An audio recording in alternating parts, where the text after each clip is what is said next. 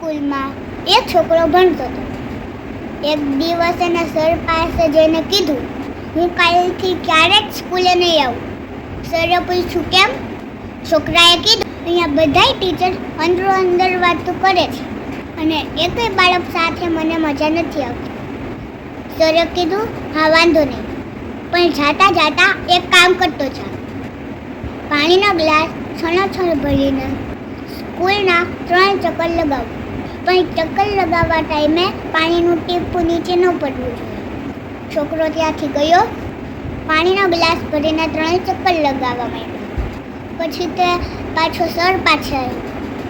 સરને કીધું, મેં 3 ચક્કર લગાવી લીધા. સરે પૂછ્યું, પાણી ધોરાયું? છોકરાએ કીધું, ના. તને ચક્કર લગાવવા ટાઈમે ટીચરનો અને બાળકનો અવાજ આવ્યો? છોકરાએ કીધું, ના.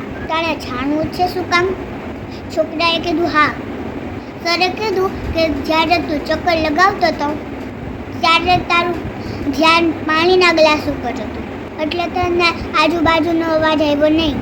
એવી રીતે જ્યારે તું ભણતો હોય ત્યારે તારું ધ્યાન ભણવામાં રાખવાનું, ત્યારે તને ટીચરનો અને બાળકનો અવાજ નહીં આવે.